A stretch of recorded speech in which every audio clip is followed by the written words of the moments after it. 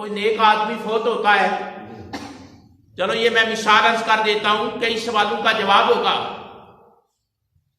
کوئی آدمی نیک آدمی، متقی آدمی، پرہیزگار آدمی فوت ہوتا ہے، اس کا چہرہ جو ہے نا وہ بہت کچھ بتا رہا ہوتا ہے، ایسے ہی ہے۔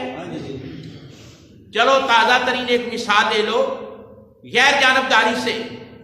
یہ تھوڑی دیر پہلے مولانا خادم حسین رضوی رحمت اللہ تعالی علیہ آپ کا وصال ہوا، آپ نے ان کا چہرہ دیکھا ہوگا، چہرے سے برسنے والا نور دیکھا ہوگا اور حسن دیکھا ہوگا۔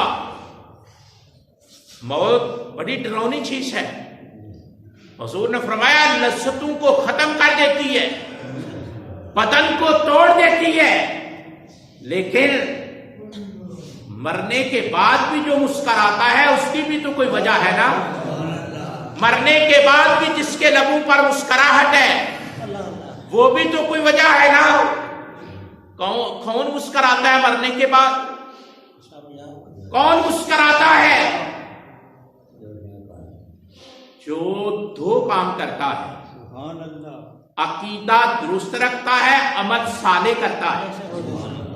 عقیدہ درست رکھتا ہے اور عمل صالح کرتا ہے، نیک عمل کرتا ہے، تو صوفیاء فرماتے ہیں، علماء فرماتے ہیں، مفسرین اور محدثین فرماتے ہیں، فرمایا جس آدمی کا عقیدہ درست ہوتا ہے اور عمل درست ہوتا ہے، جب وہ دنیا سے جاتا ہے اس کی روح نکلتی ہے نا، تو پہلے نمبر پر وہ روح اس کے بدن سے نکل کر اس کے چہرے پر عکس ڈالتی ہے۔ سبحان اللہ۔ جب روح نکلتی ہے نا، آپ کو علم ہے روح کہاں سے نکلتی ہے؟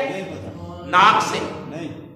ناک سے، ناک کے راستے روح داخل ہوئی ہے اور ناک ہی کے راستے روح نکلتی ہے۔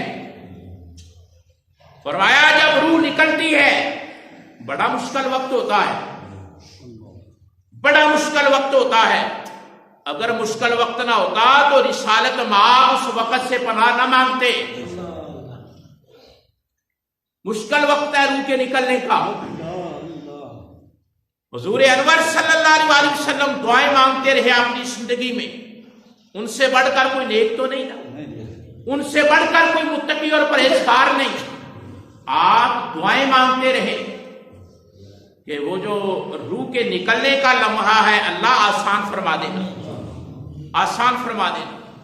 اور یہ مسئلہ بھی ضمناً عرض کر دوں، 2-3 دعائیں اپنی زبان میں مانگ لیا کرو، نہیں عربی آتی کوئی حرج نہیں، اپنی پنجابی میں مانگ لیا کرو۔ ایک قبر کے عذاب سے، قبر کے عذاب سے اور حساب سے، کہ حساب آسان ہو، قبر کا عذاب معاف ہو، آسان ہو، حساب آسان ہو، یہ دعا کیا کرو روزانہ، اپنے لہجے میں کر لیا کرو، اللہ میرا حساب آسان کرنا، میرا حساب آسان کرنا۔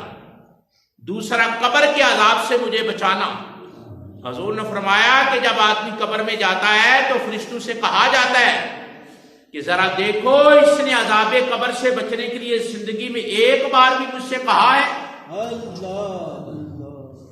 عذاب قبر سے بچنے کے لیے زندگی میں ایک بار بھی کہا ہے؟ اگر ایک بار بھی سچے دل سے کہا ہے اللہ مجھے عذاب قبر سے پناہ دے دے، اللہم انی اعوذ بک من عذاب القبر، اگر سچے دل سے ایک بار بھی کہا ہے تو فرشتوں قبر کو اس کے لیے گلزار بنا دو۔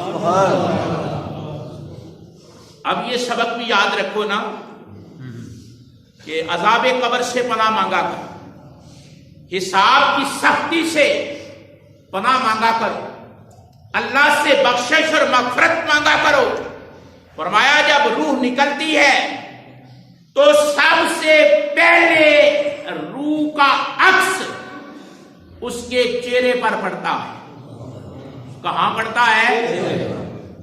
آدمی کی جو روح نکلتی ہے نا، آپ اسے ٹچ نہیں کر سکتے، آپ اسے دیکھ نہیں سکتے، آپ اسے چھو نہیں سکتے، لیکن جب روح نکلتی ہے نا تو پہلا عکس انسان کے چہرے پہ چھوڑ کر الوداع ہوتی ہے۔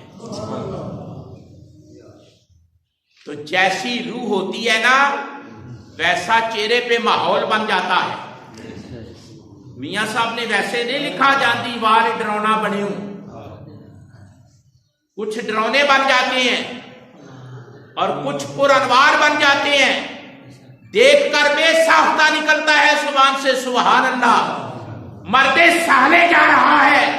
یہ ویسے بات نہیں، جو آدمی اپنا عقیدہ درست رکھتا ہے، اپنا عمل درست رکھتا ہے، جب اس کی روح نکلتی ہے تو پہلا اس کے روح کی کیفیت اس کے چہرے پہ پڑتی ہے۔ تو یہ سلسلہ ختم نہیں ہوتا، روح آسمانوں کی طرف سفر کرتی ہے۔ جب پہلے آسمان پر جاتی ہے روح تو پہلے آسمان پر جو لوگ ڈیوٹی پر فرشتے کھڑے ہیں وہ پوچھتے ہیں کہ یہ معطر روح کس کی ہے اور خبیث روح کس کی ہے۔ روح کے جانے سے پہلے آسمان کے فرشتے محسوس کر لیتے ہیں کہ آنے والی روح طیب و طاہر ہے یا خبیث ہے، اور روح کے لیے دروازہ کھولنے سے پہلے رسالت مآب نے فرمایا اگر نیک آدمی کی روح ہے تو فرشتے استقبال کرتے ہیں اور منتظر ہوتے ہیں، بےتاب ہوتے ہیں کہ نیک روح آ رہی ہے، اور اگر روح خبیث ہے، کثافت والی ہے، پراگندگی والی ہے، پلیوٹیڈ روح ہے، تو فرمایا فرشتے بیدار ہوتے ہیں، کون بد باطن آ رہا ہے۔